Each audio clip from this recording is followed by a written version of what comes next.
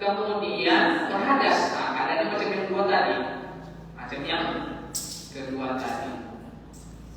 Namun setelah dia berhadas itu, dia berwudu dan mengusap kos kakinya.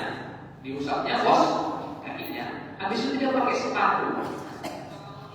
Habis itu dia memakai sepatu. Maka apabila keadaannya seperti ini, dia hanya wajib mengusap sepatunya saja. Mengusap sepatunya saja. Sampai sini nggak bingung kan Pak? Insya Allah nggak bingung kan? Masih bisa terikuti kan? Jadi yang pertama tadi, kalau kita pakai kos kaki, kemudian pakai sepatu, berhadas, boleh kita mengusap kos kaki dan sepatu. Yang kedua, pakai kos kaki, habis itu berhadas, tak berwudu kita, pakai sepatu, pakai yang diusap yang mana? Kos kakinya, oke. Nah, kemudian yang ketiga tadi, kita pakai kos kaki, berhadas, habis itu berwudu. Berwudu, kita usap kos kakinya. Terus habis itu kita pakai sepatu. Maka yang diusap hanya sepatunya saja. Itu yang keempat, ketiga. Kemudian yang keempat, jika seseorang memakai kos kaki dan sepatu, kemudian setelah itu dilepas sepatunya. Pakai kos kaki kemudian sepatu. Memakai kos kaki dan sepatu, kemudian berhadas, dilepas sepatunya. Maka yang diusap yang mana Pak? Kos kakinya, begitu dia. Jadi yang diusap itu kos kakinya, karena sepatunya tadi sudah tidak terikut lagi ke dalam bagian dari kaki tadi. Itu untuk mengenai sepatu dan kos kaki. Bisa diikuti kan Pak? Alhamdulillah. Ya Pak. Keadaan yang ketiga tadi boleh ya harus sepatu.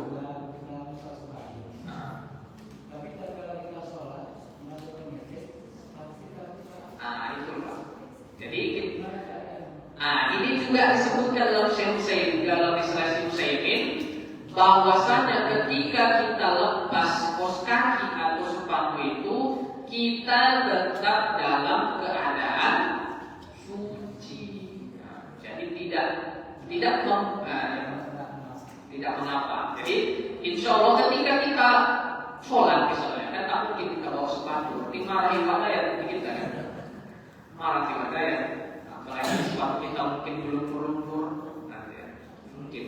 Jadi ketika kita masuk itu, kita lepas sepatunya, kita tetap dalam keadaan suci, karena kesucian itu tidak terikat kepada sepatu tadi.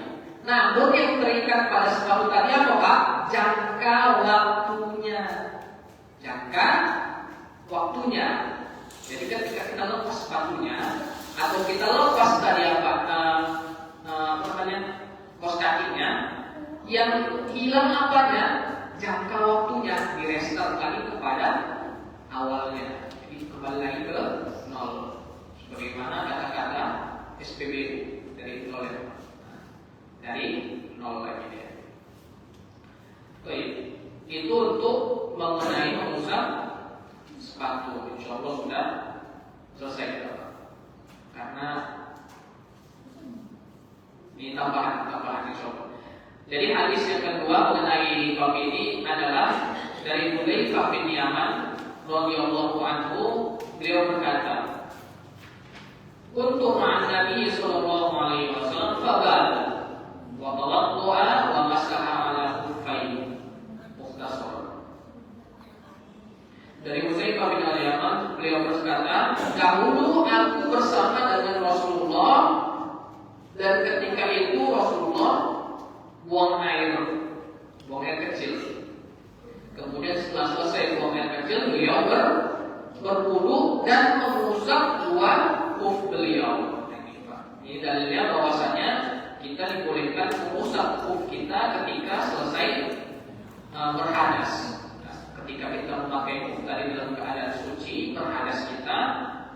maka boleh kita mengusap khuf tadi. Allah Ta'ala.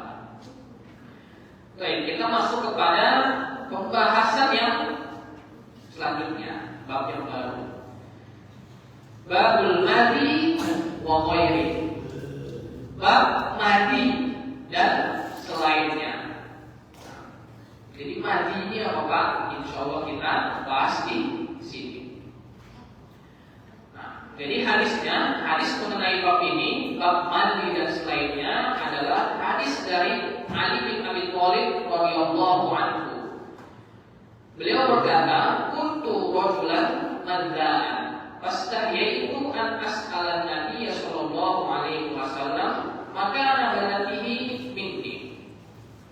Fa'amantu al-Miqdad al-Aswad fasa'alahu faqala yaghsilhu dzakarahu wa yatawadda. Yaghsilhu dzakarahu wa yatawadda. Walil Bukhari yaghsil dzakarahu wa tawadda. Walil Muslim tawadda wa tawadda. Di sini Ali bin Abi Thalib menceritakan bahwasanya beliau itu dahulu adalah orang yang sering keluar mandi. Jadi ada 3 jenis orang, Pak. 3 jenis orang berdasarkan tingkat kebugaran tubuhnya atau tingkat kejantalannya lah misalnya. Jadi ada 3 jenis orang menurut Syekh Al-Utsaimin. Yang pertama itu orang yang jarang keluar mandi atau bahkan tidak pernah sama sekali meskipun dia dalam keadaan sedang naik syahwatnya. Jadi mandi ini Pak adalah air jernih yang keluar ketika kita sedang ada syahwat. Air jernih yang keluar ketika kita sedang ada syahwat. Jadi saya mau mengatakan ini jangan merasa malu Pak, karena innallaha la yastahi minal haq. Sungguhnya Allah itu tidak malu akan kebenaran. Maksudnya apa? Kita tidak boleh malu ketika tidak menyampaikan sebuah ilmu. Sebagaimana kita di sekolah kan diajari juga itu sistem reproduksi. Kita boleh ada malu-malu di situ melihat sama itu kan tidak mungkin.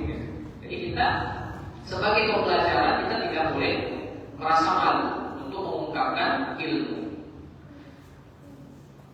Jadi di sini ada 3 jenis orang. Yang pertama orang yang tidak atau jarang keluar mandinya, meskipun dia dalam keadaan naik syahwatnya. Itu yang pertama, kebugaran tubuhnya. Kemudian yang kedua adalah orang yang sering keluar, seperti contohnya Ali bin Abi Thalib. Sering keluar mandi. Mungkin karena saat itu nafsunya sedang naik, tiba-tiba keluar. Kemudian ada tipikal orang yang standar, yang biasa-biasa saja, yang kok lagi naik nafsunya keluar. Kalau tidak ya sudah gitu, ataupun naik tapi biasanya tidak keluar, seperti itu. Jadi Ali bin Abi Thalib itu termasuk orang yang sering keluar mandi tadi, disebabkan mungkin sedang syahwat. Tentunya syahwat melihat kepada yang halal atau apa, dan istri itu. Melihat kepada yang halal, bukan kepada yang haram. Nah, maka ketika beliau ini merasa malu dengan keadaannya ini, untuk bertanya kepada Rasulullah, karena kenapa beliau malu menanyakannya? Karena putri beliau, putri Rasulullah itu adalah istrinya. Nah, jadi kalau bertanya perkara ini sama mertua, maka suka dengan Pak. Meskipun yang ditanyakan ini ilmu gitu, nah, segan kita. Maka karena beliau ini segan, malu, pertanyaan itu secara langsung kepada Rasulullah, maka beliau pun nyuruh kawannya yang bernama sahabat yang lain bernama Al-Miqdad bin Al-Aswad, nah, termasuk orang karibnya Ali bin Abi Thalib. Nyuruh, coba tanyakan Rasulullah perkara ini, tapi jangan bilang-bilang nama saya gitu. Maka beliau Al-Miqdad pun menanyakan kepada Rasulullah mengenai perkara ini. Wahai Rasul, gimana kalau ada orang yang dia sering keluar mandi? Nah, bagaimana tanggapan Anda wahai Rasulullah? Maka Rasulullah bersabda, yaksilu dzakarahu wa yatawaddo. Hendaklah dia mencuci kemaluannya dan berwudu. Mencuci kemaluannya dan berwudu. Dan juga dilafazkan oleh Al-Bukhari, "Irsil dzakaraka wa tawaddo."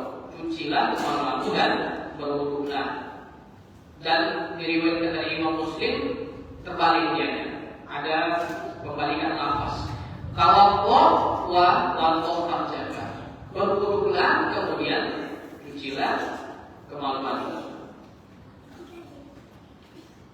Dan ada faedah juga dari Syekh Al-Utsaimin bahwasanya riwayat Imam Muslim yang terbalik ini itu menyiratkan bahwasanya memegang kemaluan tanpa disertai syahwat itu tidak membatalkan wudu. Karena karena dia tadi sebelum dia mencuci kemaluannya dia berwudu terlebih dahulu, sebagaimana disebutkan di riwayat Imam Muslim. Tawaddo, berwudulah, waddo farjaka, dan cucilah kemaluan.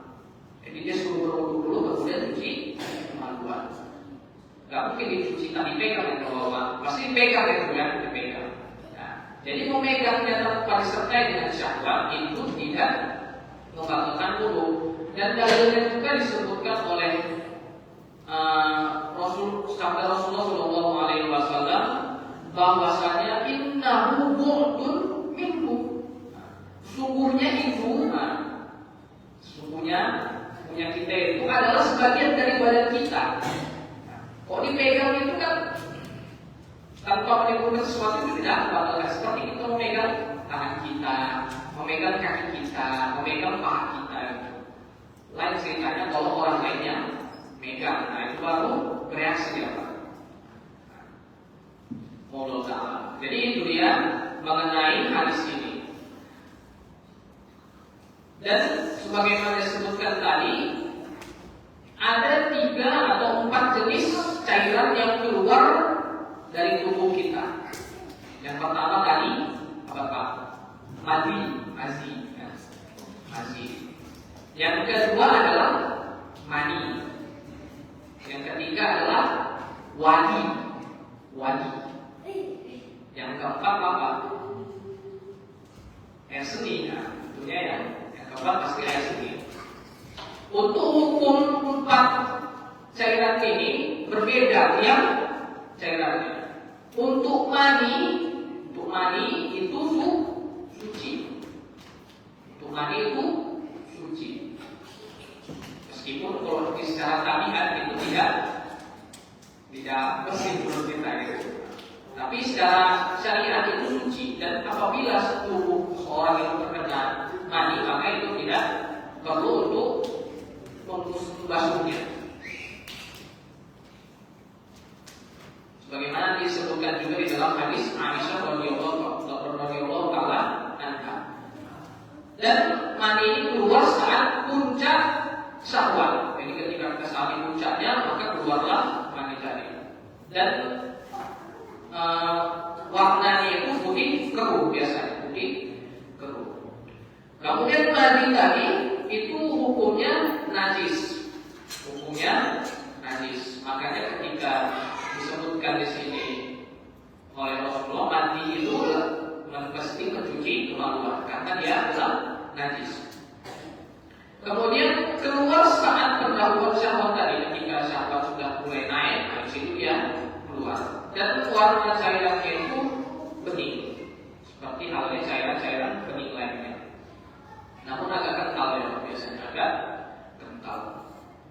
Dan tentunya karena dia najis, maka dia membatalkan sholat. Kemudian wadi.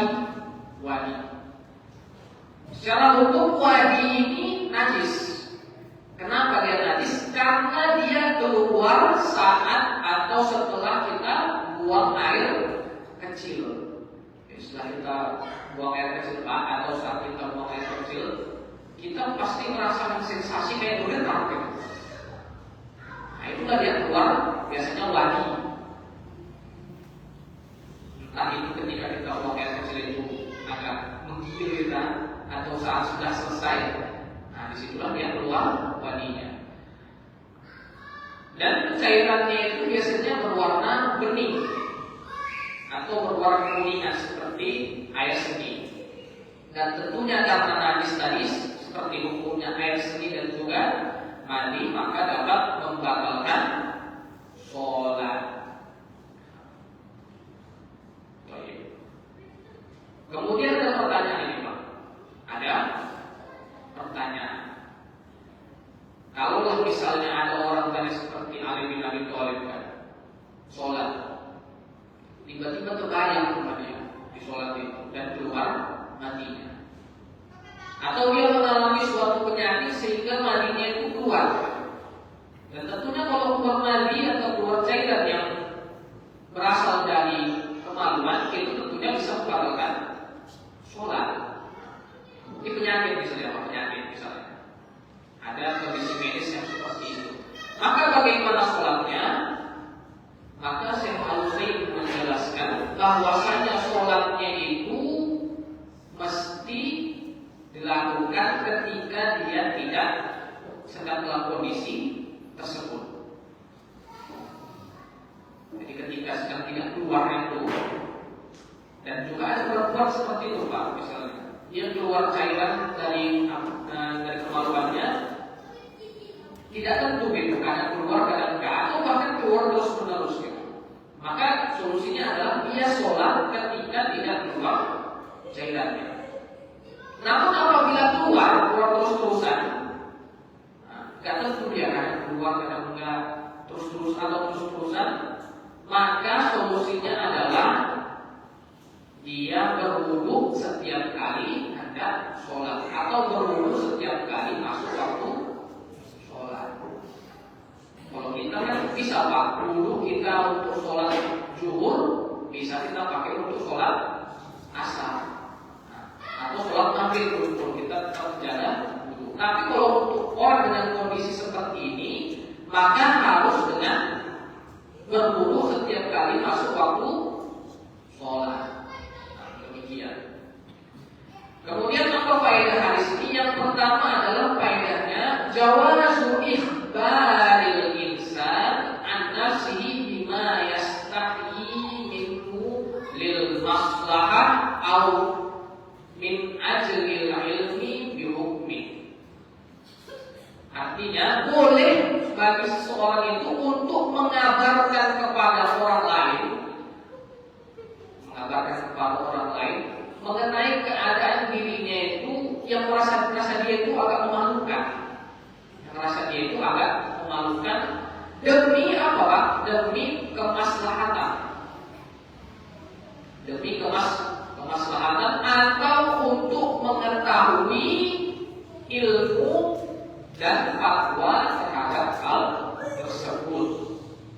Jadi boleh bagi kita mengabarkan contohnya kepada orang yang kita anggap berilmu itu, atau kepada ustaz-ustaz, atau kepada mufti. Kita katakan keadaan kita dengan syarat dia tidak menyampaikan itu kepada orang lain, atau dia tetap dijaga kerahasiaannya. Kita sampaikan apa hukumnya begini, maka untuk mengetahui hukumnya atau untuk kemaslahatan umat, kita boleh mengabarkannya.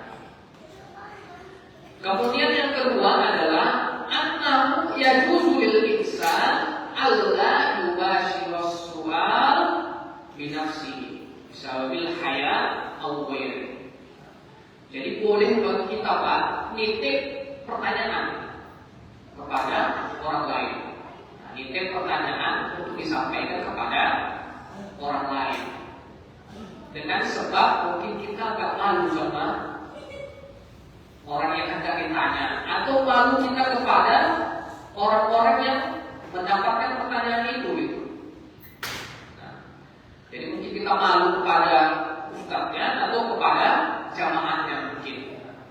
Jadi kita boleh kita titipkan pertanyaan entah itu melalui kawan kita atau melalui tulisan dengan nama yang anonim yang tidak disebutkan. Kemudian yang ketiga,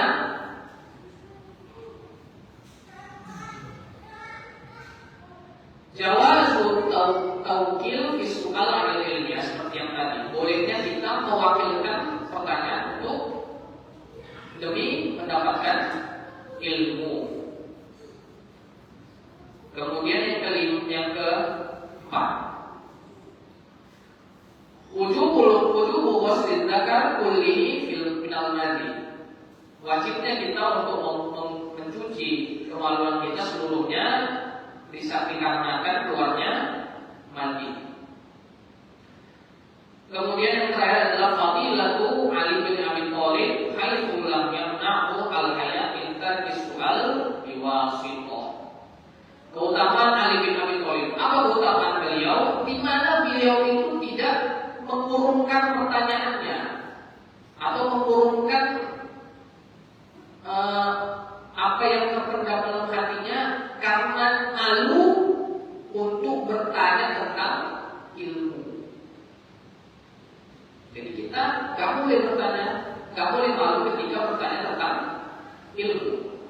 Sebagaimana disebutkan oleh Syekh Al-Utsaimin dalam syarah beliau, ketika seorang itu malu dalam keadaan yang baik atau dalam keadaan yang bermanfaat, maka itu termasuk khojal atau termasuk hal yang tidak terpuji. Misalnya malu apa Pak? Malu untuk ucapkan salam, malu untuk ucapkan salam. Tapi pula kita sadar ya kan, nanti nggak tahu si kawan ini ternyata beda server gitu, beda jaringan. Takut kita mungkin sedarnya karena itu Allah Ta'ala. Tapi alhamdulillah kalau kita malu untuk hal tersebut, kita termasuk yang termasuk yang tidak terpuji. Begitu juga dengan malu ketika apa? Ketika kita hendak menanyakan sesuatu yang penting dan bermanfaat untuk umat, maka tak boleh kita malu Pak. Tak boleh kita malu. Tapi pertanyaannya bukan malu Pak. Tapi perkaranya bukan malu, tapi karena tak tahu apa yang hendak ditanyakan. Itu seringkali yang menimpa diri kita ya. Dan sering saya juga gitu, karena saya ada di kajian itu, disuruh ustaznya nanya, entah makanya kayak gitu, terbang-terbang apanya, pikiran apa gitu, ketika biasanya seperti itu. Jadi kurang antusias gitu, kurang berpartisipasi dalam kajian tersebut. Jadi nggak menimpa siapa kaum, tidak menimpa seorang saja, tapi bahkan seluruh jamaah kaum muslimin gitu. Nah, itu yang dianjurkan atau disuruh atau dimotivasi oleh Syekh Al-Utsaimin untuk jangan malu dalam perkara-perkara yang baik. Jangan malu dalam perkara-perkara yang baik. Sebagaimana dikatakan oleh para ulama, la yanalul ilma al-mustahi wal mustakbir. Tidak akan dapat ilmu dua orang. Siapa itu? Orang yang malu dan orang yang sombong. Orang yang malu dan orang yang sombong. Orang malu tak mau tak bisa dapat ilmu karena apa? Malu, menutup diri, merasa dirinya lemah. Sedangkan orang mustakbir, orang sombong menutup diri juga, merasa dirinya tinggi.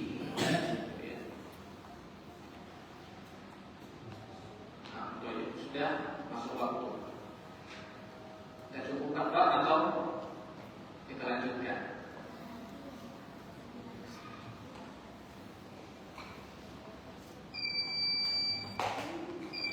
Kita berikan sedikit atau kita berikan sedikit untuk mendengarkan.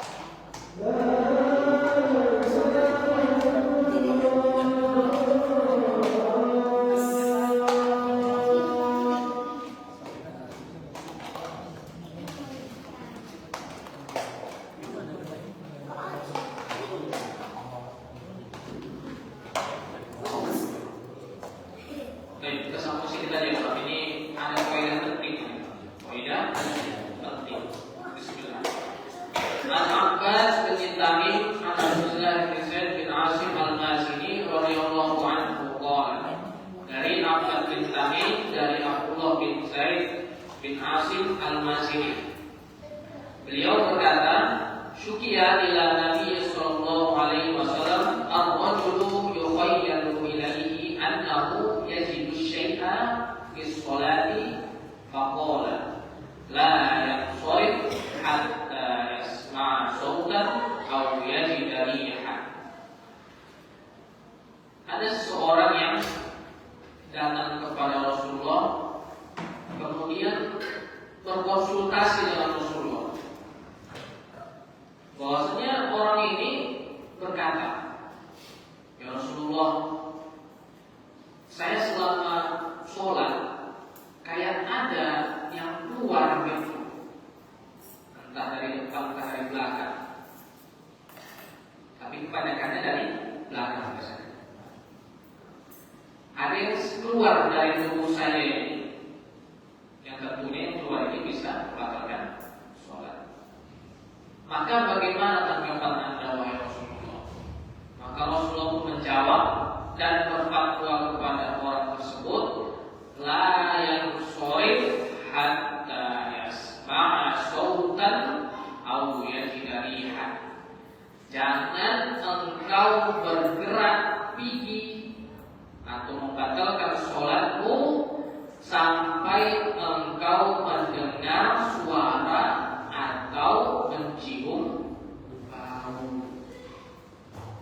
Jadi tidak boleh kita membatalkan sholat dengan dugaan. Sampai yakin betul-betul kita yang keluar itu betul-betul sudah angin, yang keluar itu sudah betul-betul keluar ya. Pernah ditanyakan sama Mufti Yaman, ada di sebuah acara televisi, Pak. Jadi ada yang bertanya kepada Mufti ini, ya Syekh, saya ini mazhabnya Hambali. Nah, terus kata Syekh, jadi saya ini hendak bertanya sesuatu Syekh. Saya waktu sedang sholat itu terasa kayak ada yang keluar di bagian belakang saya. Saya raba-raba, lembek, lengket, dan kayak ada sesuatu gitu. Oh, demikian kan? Ya, kata tersebut. Maka saya pun menjawab,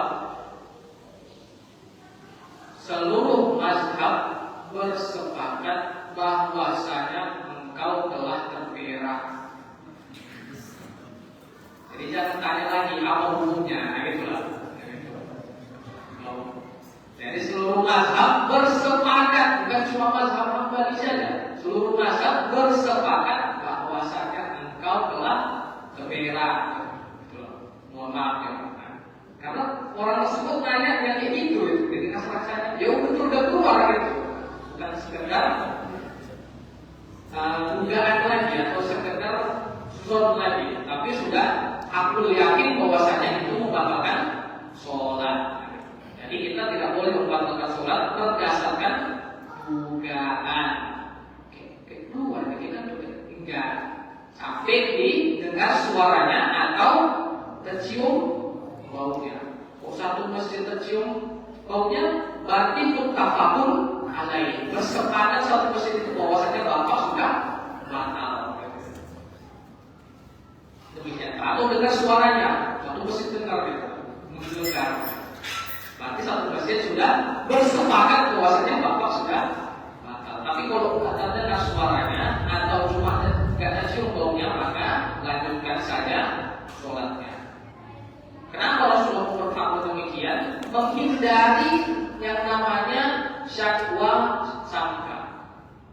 Menghindari namanya syakwa sangka, keraguan atau was-was dalam beribadah. Begitu juga ketika berwudu, Pak. Kita kayaknya ini misalnya berwudu kita udah sampai mengusap membasuh tangan sampai siku, kayaknya tadi belum kumur-kumur lah, lanjutkan aja, gaskan aja.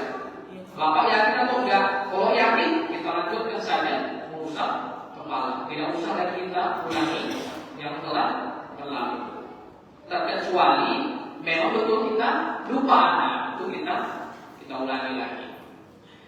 Maka yang bisa diambil dari hadis ini yang pertama, annal mutaqahhir idza syakka fil hadas lam yalzamu al-wudu hatta yatayaqqan annahu ahdas. Bahwasanya orang yang hendak toharoh apabila dia betul-betul yakin, apabila dia ragu bahwasanya dia berhadas atau tidak, maka janganlah dia berwudu sebelum dia yakin kalau dia itu berhadas. Tapi kalau untuk memperbaharui wudu saja tidak mengapa. Kemudian yang kedua, in annahu la yajuzul khuruju minas shalah bi mujarrad syakki fil hadas. Tak boleh kita keluar atau membatalkan sholat kita disebabkan karena ragu. Tak boleh kita batal sholat karena ragu. Harus yakin betul-betul kalau kita memang sudah berhadas. Kemudian yang ketiga, annahu jariha minaturin nafisun lil wudu. Bahwasanya inilah dalil bahwasanya angin yang keluar dari belakang itu membatalkan wudu. Karena apa? Di mana kita ambil dalilnya ini? Hatta yasma sautan au yajidari rihan. Sampai dengar suara atau mencium bau. Apa yang kedengaran suaranya dan nampak wujudnya. Angin kan Pak? Kedengaran suaranya tapi tak nampak wujudnya. Atau mencium baunya tapi tak nampak wujudnya. Pastinya angin. Maka yang keluar dari belakang itu adalah angin dan itu membatalkan wudu. Kemudian yang keempat, anna min adabil adabi an yatajannaba al-alfaz allati yustahya min dzikriha. Bahwasanya di antara adab ketika bertanya itu adalah menghindari lafaz-lafaz sebutan-sebutan yang membuat orang yang dengar itu malu. Seperti contoh yang tadi Pak. Nah, contoh yang tadi beliau menggunakan orang yang bertanya tadi menggunakan kalimat apa? Ka'annahu. Kayaknya dia itu merasakan sesuatu keluar dari belakangnya. Itu dia pakai perumpamaan, tamsil yang membuat orang itu nyaman dengarnya ketika bertanya. Kemudian yang terakhir, annal yaqina la yuzalu bisyak. Bahwasanya kalau sudah yakin tak bisa dihilangkan dengan keraguan. Kalau kita udah yakin itu tak bisa yakin ini dihapuskan dengan keraguan. Ini di antara salah satu kaidah fikih. Kalau udah yakin maka tidak boleh kita hilangkan keyakinan itu disebabkan ada sesuatu yang meragukan. Contohnya apa Pak? Misalnya air ini. Ada orang memberikan subhat kepada diri kita. Ini botol ini kayaknya diolesi minyak lagi misalnya. Ayatnya itu yakin atau ragu Pak? Yang diolesi minyak lagi tadi yakin atau ragu? Ragu. Kalau yakinnya apa? Ini air. Ini air. Air itu halal nggak Pak? Halal. Kita berdasarkan atas keyakinan kita itu saja. Kecuali memang sudah nampak di situ kayak ada minyak-minyaknya, barulah kita bangun berdasarkan keyakinan bahwasanya botol itu telah terkontaminasi misalnya. Atau apa?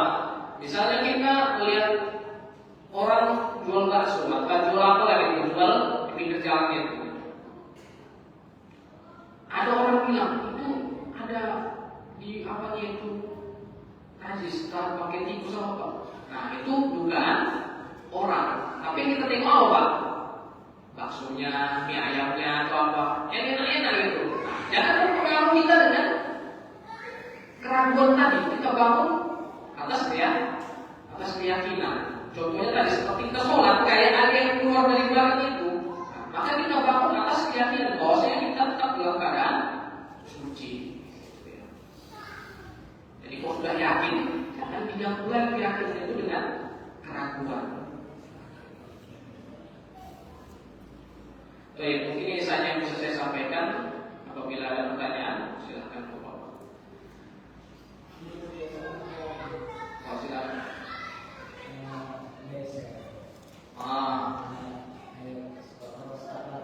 Iya.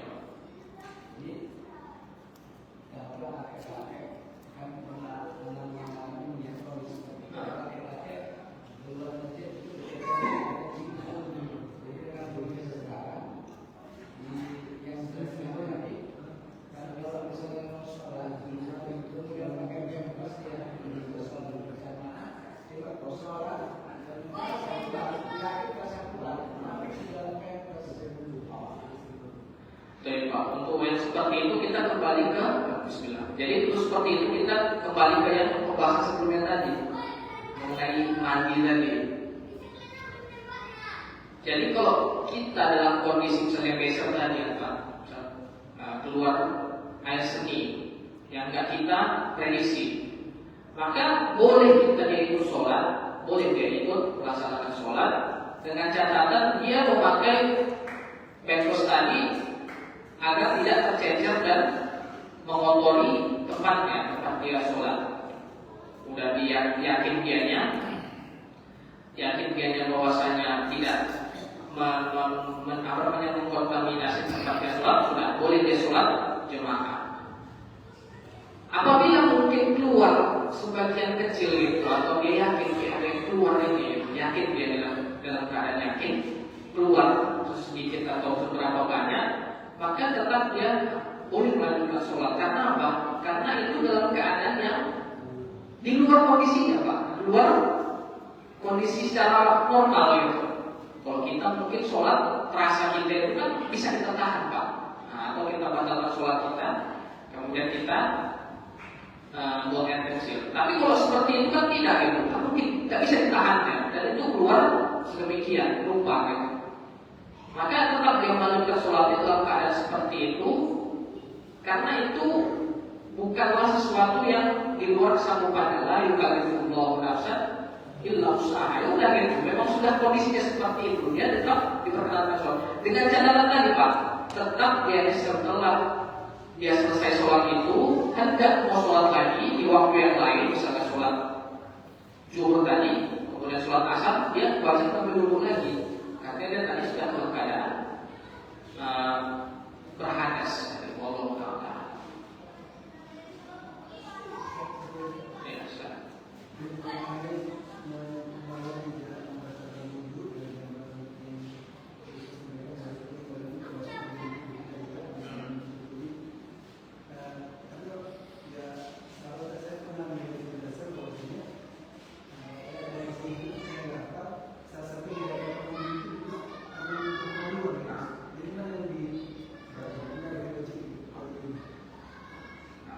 Jadi kalau untuk mentarjih, Pak, saya tak punya kemampuan untuk mengangkat mana yang rojih itu, saya belum sedemikian rupa gitu, punya kemampuan di situ. Tapi ala kulli hal,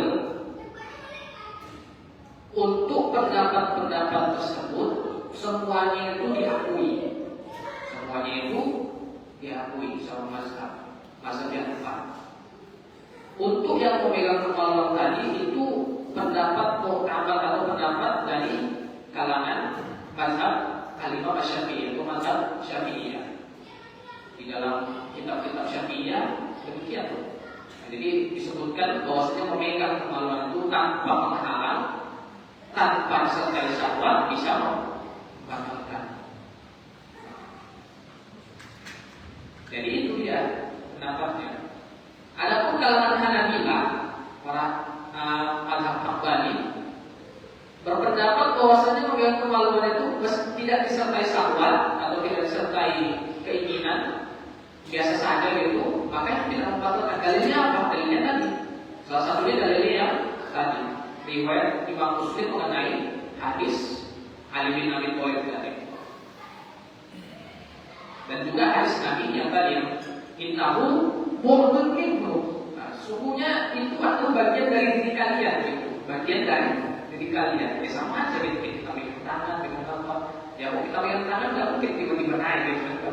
Kecuali dipegang oleh yang lain, gitu. Sama kayak magnet, Pak. Magnet itu kan kalau satu sisinya itu kan nggak saling menarik, gitu. Tapi kalau ditekankan magnet lain, reaksi ya. Atau listrik, gitu kan, kontak gitu ya. Seperti itu. Jadi boleh kita berpendapat yang seperti itu, karena itu juga ada dalilnya gitu. Boleh kita juga berpendapat seperti yang tadi. Jadi untuk rojih yang mana, saya hanya menyediakan pendapat. Kalau merojihkan itu, itu mufti yang sangat kuat. Saya hanya menyampaikan saja. Pendapat di mazhab Syafi'iyah membatalkan, pendapat di mazhab Hanabilah membatalkan kalau disertai syahwat. Karena kalau kontak ya Pak, baru batalnya itu. Karena ada episode selanjutnya lagi gitu. Episode selanjutnya lagi yang bisa membuatnya itu batal wudu. Baik. Ada Pak?